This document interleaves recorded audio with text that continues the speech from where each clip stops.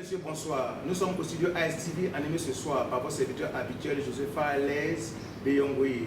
En face de nous, nous avons le secrétaire général et le porte-parole du Front populaire ivoirien en Afrique du Sud. C'est le représentant des FPI en Afrique du Sud. Il se nomme M. Oupa Sessignon. Bonjour monsieur. Bonjour. Très ravi de vous voir sur le plateau de ASTV. Aujourd'hui, nous allons décortiquer de façon objective les problèmes sociopolitiques de la Côte d'Ivoire. En dehors de vos activités politiques en Afrique australe, avez-vous d'autres portefeuilles professionnels? Merci, merci beaucoup. C'est un plaisir pour la représentation FPI d'être à votre plateau cet après-midi. Avant de répondre à votre question, je voudrais profiter de votre micro pour m'incliner devant toutes les pertes de vie que nous avons connues récemment en Côte d'Ivoire. Ces pertes de vue qui sont survenues parce que les Ivoiriens s'expriment contre le viol de la constitution de la Côte d'Ivoire. Viol qui survient donc à la décision de M. Ouattara de briguer un troisième mandat. Les Ivoiriens ont manifesté et continuent de manifester. Malheureusement, beaucoup de nos compatriotes, beaucoup de nos frères et sœurs sont tombés sous les balles, sous l'ignominie du régime d'Alassane Ouattara. Oui, mais avant je voudrais vraiment m'incliner sur avant de rentrer dans le vif du sujet, pour nous donner aussi les nouvelles de l'ancien chef de l'État de Côte d'Ivoire, son Excellence, Laurent Gbagbo. Mais j'arrive. Je n'ai pas encore répondu à votre première question. Allez-y, monsieur. Je voudrais seulement rendre hommage aux Ivoiriens qui sont tombés. Et puis, nous sommes aujourd'hui le 19 septembre.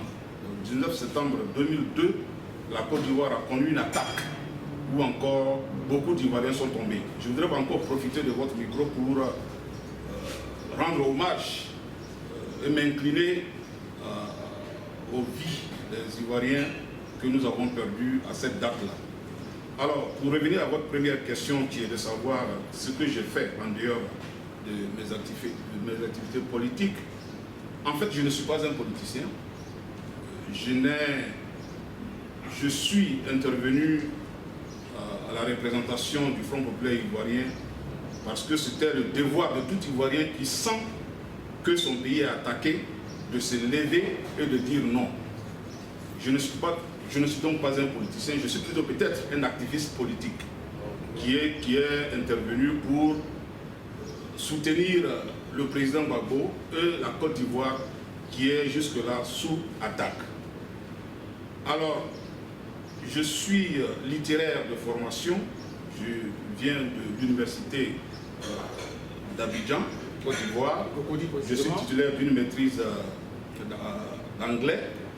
Et lorsque je suis arrivé ici, comme versant de ma formation estudiantine, je suis donc de base traducteur et interprète. Mais j'ai eu pour passion l'économie et l'entrepreneuriat. J'ai donc très tôt mis en place la structure que vous connaissez tous, la Chambre de commerce ivoiro-sud-africaine. Une donc structure qui n'a pas pu s'élever compte tenu de la situation sociopolitique qui a prévalu à partir de 2010. Oui, mais je ne me suis pas arrêté là. Oui, bien sûr, je ne me suis pas arrêté là. Aujourd'hui, je suis directeur Afrique de l'Ouest d'une structure appelée Monoto Consulting.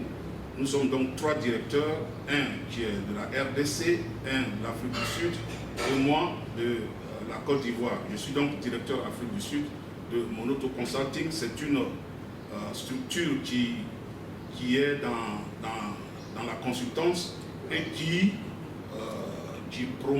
fait la promotion des projets gouvernementaux et qui recherche des partenaires financiers. On va dire des partenaires déjà. Vous avez déjà. Oui, bien sûr, nous avons commencé. Nous sommes basés à Bryanston, où nous avons nos bureaux. Donc voilà un peu de quoi je vis, ce qui me permet de répondre à mes activités, sinon à mes exigences au niveau de la représentation, parce que la représentation du FPI n'a aucun sou. Ce sont donc des sacrifices personnels que nous faisons pour pouvoir soutenir la représentation. Et voilà un peu comment j'arrive à répondre aux besoins de notre représentation. Et dans notre volet 2, oui, il était question de donner des informations sur le nouvel ancien président. La Côte d'Ivoire, c'est le président Laurent Gbagbo va bien, il va très bien, comme vous le savez tous. Il est aujourd'hui libre de toutes ses actions. Vous devez aussi le savoir qu'il est même pressé, très pressé, de rentrer en Côte d'Ivoire. Alors en ce qui concerne sa santé, il va très bien, il est libre et il est pressé de rentrer en Côte d'Ivoire. Ok. Dans nos troisième question, on voulait savoir vos impressions sur la décision de la Cour constitutionnelle qui a retenu 4 candidats sur les 44 que sont Alassane Ouattara, Henri Konan Bédié, Afi N'Guessan et Gona Kwadjo-Bedin alias Kaka.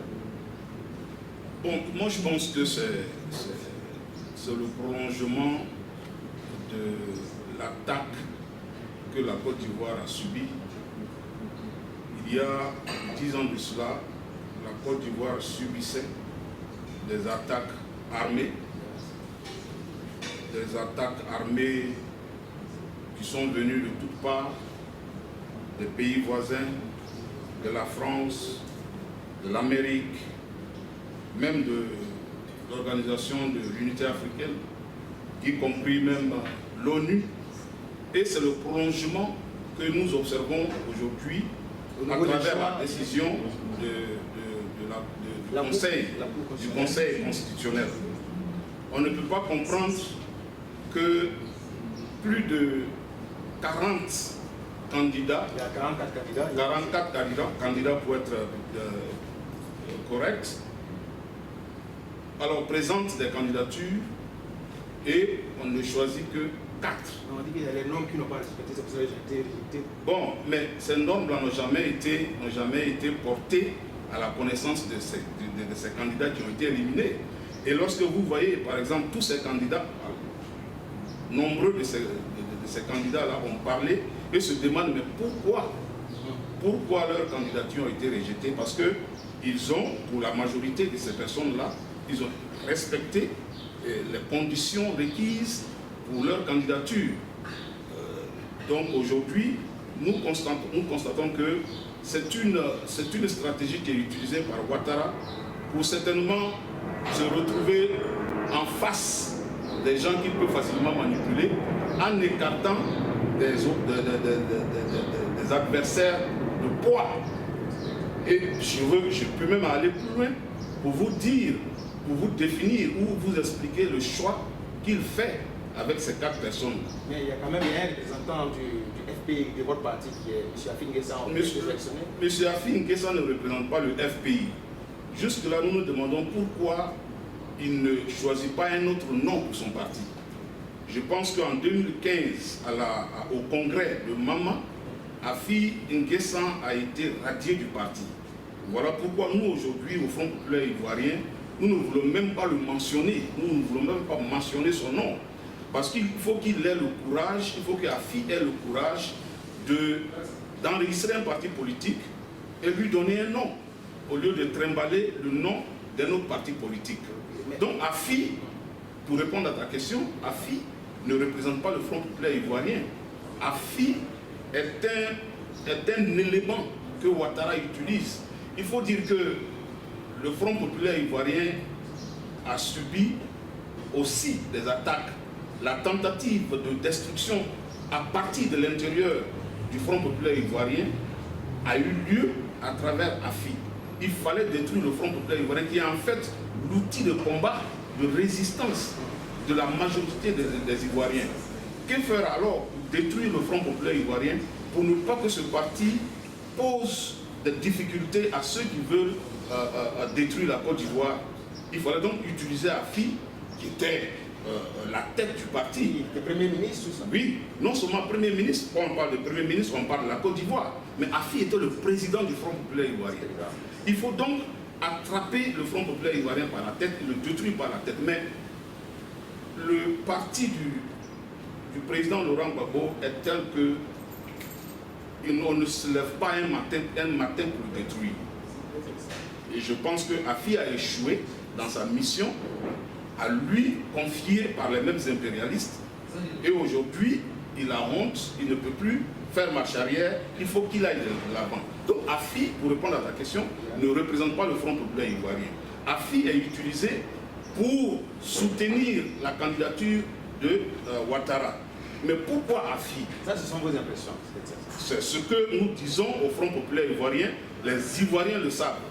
Tous les Ivoiriens aujourd'hui disent que Afi est utilisé par Ouattara pour donner l'impression que l'opposition et le parti du président Laurent Gbagbo est représenté. Mais on sait qu'il joue pour Ouattara. Ok, mais l'EDS qui est proche du FPI invite ses partisans à la mobilisation par des manifestations éclatées contre le troisième mandat de son Excellence Alassane Ouattara.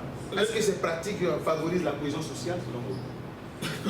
Qu'est-ce qu'on appelle cohésion sociale? C'est-à-dire l'harmonie, l'unité entre les Ivoiriens. L'harmonie, ce n'est pas une coalition entre partis qui cause problème pour une coalition, pour une harmonie dans Vous voulez dire par là un qu'on pays. pourrait procéder par le dialogue? Mais qu'est-ce que vous appelez dialogue? Ça soit sur une table de EDS est une plateforme politique qui est alliée au Front populaire ivoirien. Je dis qu'on pourrait passer par des discussions, par le dialogue avec les différents partis politiques. Ça soit Mais sur une table. qu'est-ce qui empêche le dialogue? Ou bien est-ce qu'il y a un fait Mais qui avant de empêche parler le de la dialogue? mobilisation éclatée contre le troisième mandat de Qu'est-ce que le président dialogue? à la santé, est-ce que vous ne pouvez pas vous asseoir, lancer un mot d'ordre de dire venez, on va dialoguer avec le chef de l'État pour trouver des compromis objectifs? En 2002, à partir de 2002 jusqu'en 2010, avant que le président Laurent Gbagbo ne soit enlevé du pouvoir, il a parcouru le monde entier à la recherche d'un compromis, à la recherche du dialogue. Il a initié le dialogue. Voilà un chef d'État qui tend la main à l'opposition. Mais qu'est-ce que le dialogue? Le dialogue, c'est un cadre de communication, un cadre de discussion où les parties impliquées cherchent à résoudre des problèmes. Et pour que ce dialogue ait lieu, il faut une initiative de ceux qui maintiennent le pouvoir. Si moi je suis dans l'opposition et que vous êtes au pouvoir, et que moi je fais une demande de dialogue à ton endroit en tant que leader et que tu ne réponds pas, au contraire, tu cherches plutôt à emprisonner, tu cherches plutôt à forcer les gens en exil, mais comment est-ce que ce dialogue peut avoir lieu? Ce à quoi nous assistons aujourd'hui, le mot d'ordre qui a été donné, ce n'est pas... En fait, les Ivoiriens n'ont pas eu besoin de mot d'ordre. Aujourd'hui, les Ivoiriens savent que Ouattara est en train de violer la Constitution.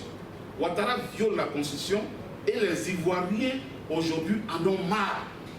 Ouattara a toujours été contre la loi et les lois de la Côte d'Ivoire.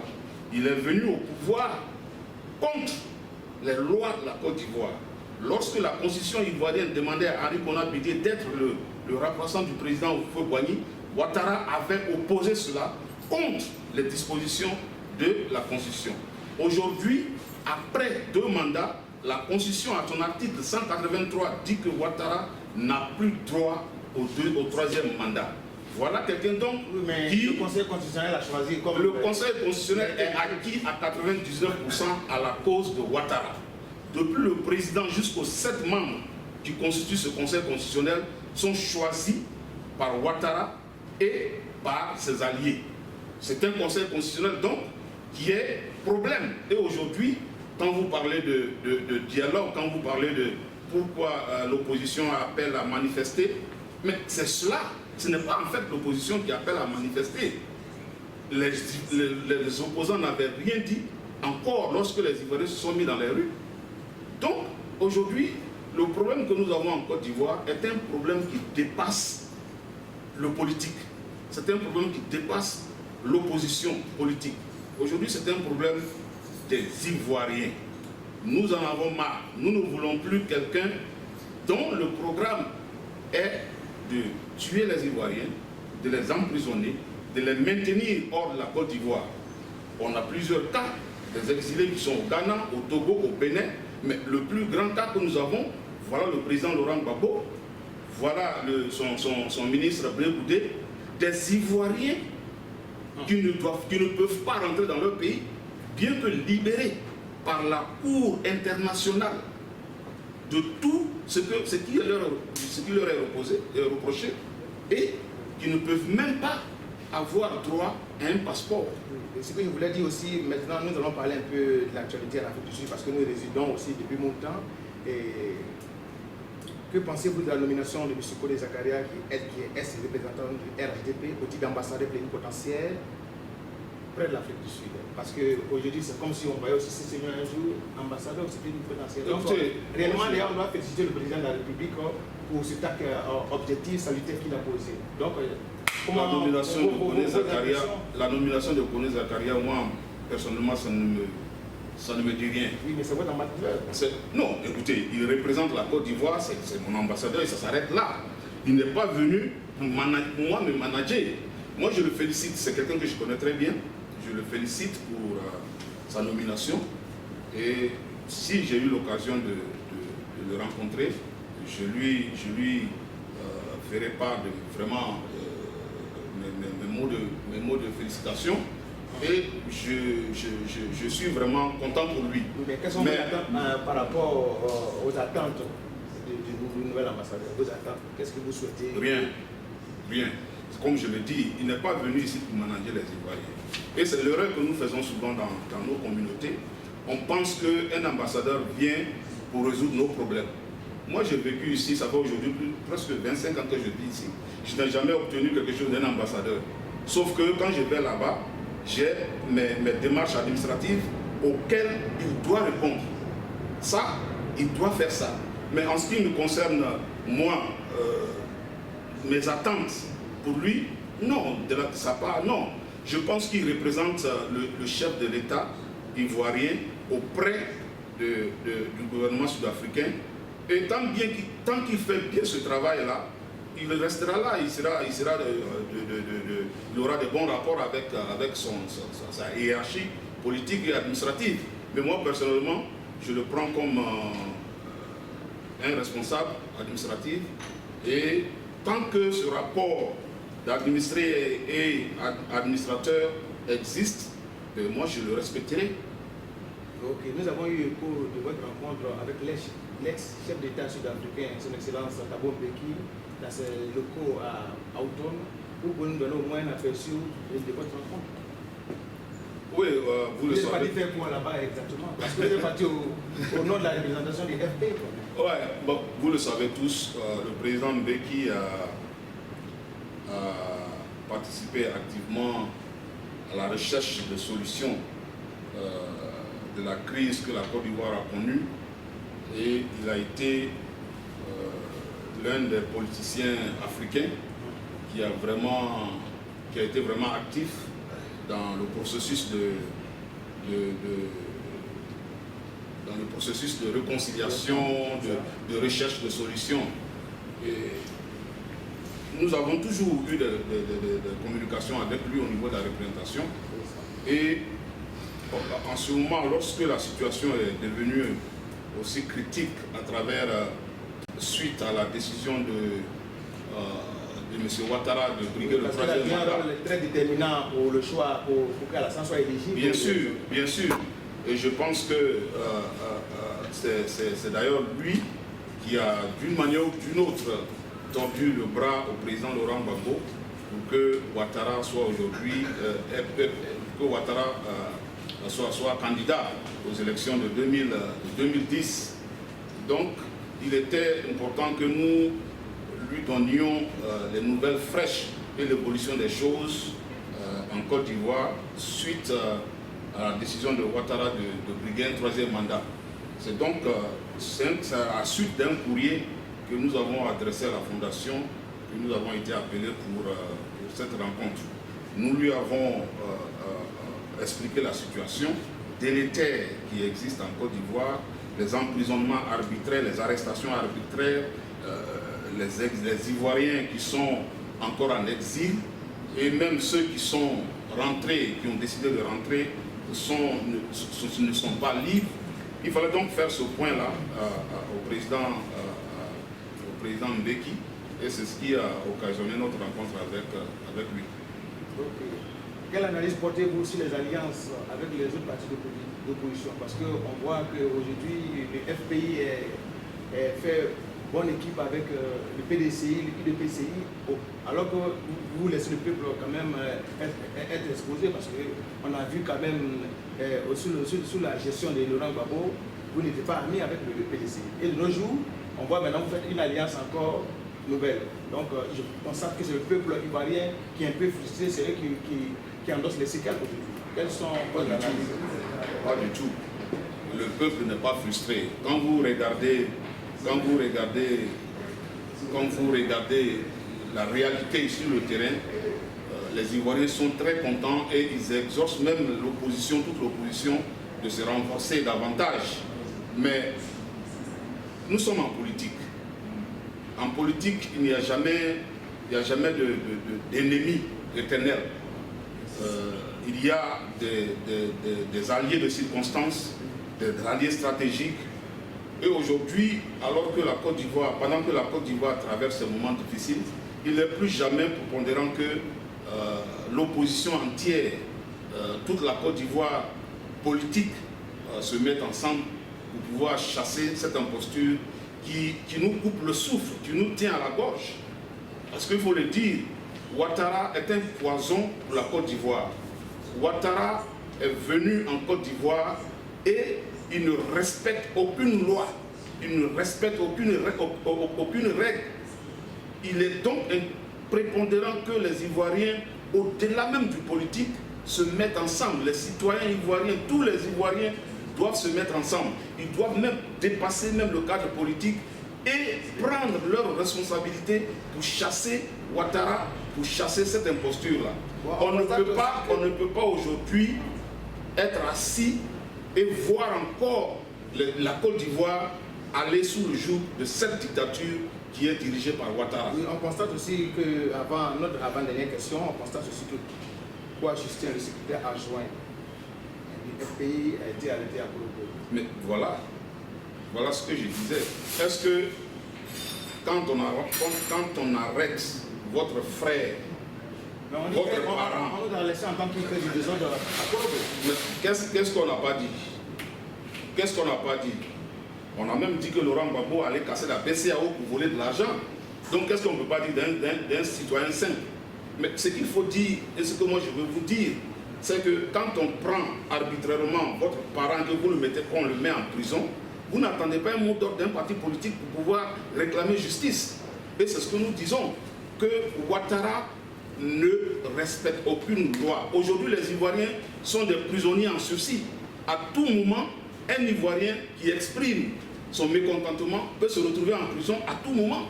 Et pourtant, c'est un droit inaliénable pour un Ivoirien, pour un homme de s'exprimer. La liberté d'expression est un acquis et doit être un acquis pour tous les Ivoiriens et pour tout le monde.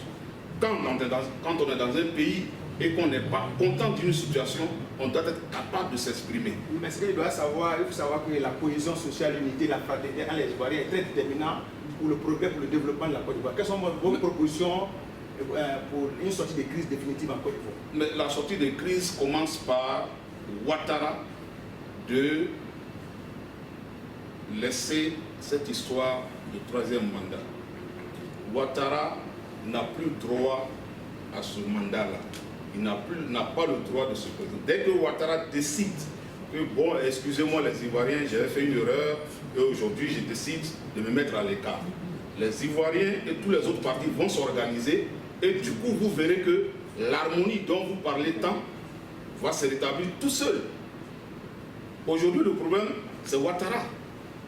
Le Ouattara et son groupement politique, le RDR, qui aujourd'hui est devenu une tombe ouverte pour tous les Ivoiriens.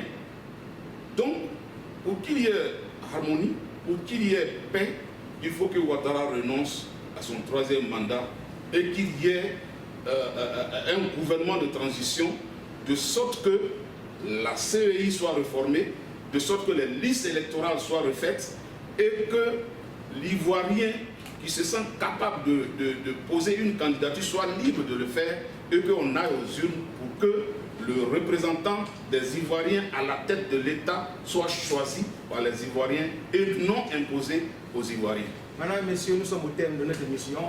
Nous avons reçu ici le secrétaire général du FPI en Afrique du Sud et porte-parole aussi de ce dit parti. À la réalisation, c'était Guy Lard, avec la participation de Marcine Lekweli, Mathieu Hollande et Martial Aumont. Merci.